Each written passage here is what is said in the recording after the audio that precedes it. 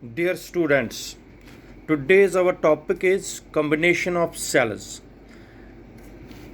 First part of this question is series combination of cells are cells in series.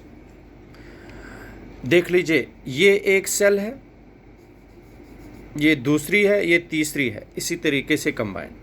Definition कैसे बनाएंगे देख लीजिए. When negative terminal of first cell, ये first cell है, when negative terminal of first cell is connected with the positive terminal of second cell, negative terminal of second cell is connected with the positive terminal of third cell, and so on, then cells are said to be connected in series combination.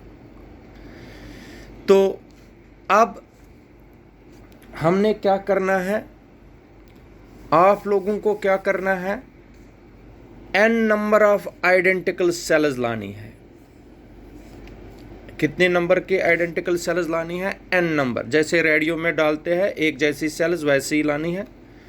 तो मान लीजिए ये एक cell है, आपको कल भी बताया था, सेल के अंदर इंटरनल रेजिस्टेंस होती है, आइडेंटिकल सेल्स है, इंटरनल रेजिस्टेंस R है.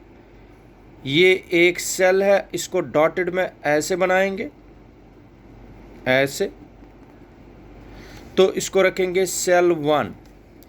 फिर दूसरी सेल लाएंगे, ये लाई सेल, इसकी भी इंटरनल रेजिस्टेंस R है, आइडेंटिकल सेल्स है, तो इसको सेल 2 रखेंगे.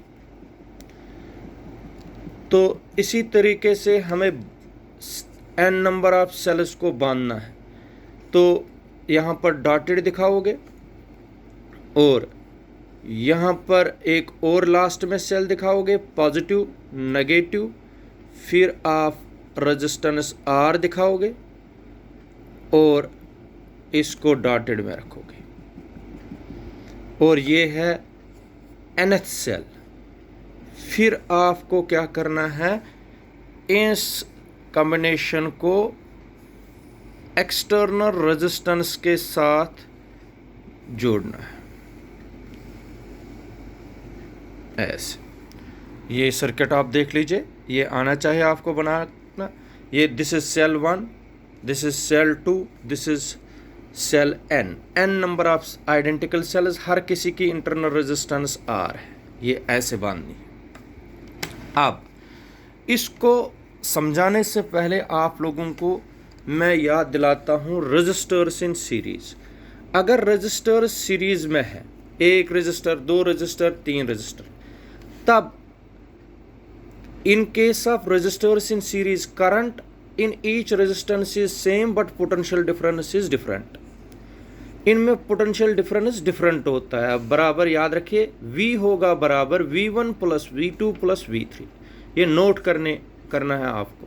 V is equal to V1 plus V2 plus V3.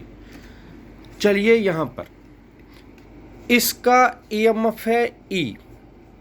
EMF का मतलब वोल्टेज, पोटेंशियल डिफरेंस. इसका भी EMF E है, इसका भी EMF E है. Identical sales.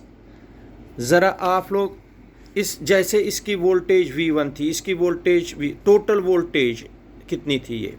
अब यहाँ पर बता दीजिए टोटल EMF सीरीज कॉम्बिनेशन में. टोटल EMF, टोटल या इफेक्टिव EMF भी बोलते हैं. टोटल EMF कितना है? हो गया E, जैसे V1, V2, V3. यहाँ पर करेंगे हम E plus so on up to n terms, क्योंकि n सेल्स है. ये हो गया n टाइम्स E. इसको बोलते हैं total R effective EMF. Total R effective EMF कितना आया? E इफेक्टिव आया n टाइम्स E, क्योंकि सेल्स को सीरीज में है, हर किसी का वोल्टेज है E and n times E. शाबाश. अब टोटल इंटरनल रेजिस्टेंस, आपको पता है अगर इसका रेजिस्टेंस R1 है, इसकी रेजिस्टेंस R2 है।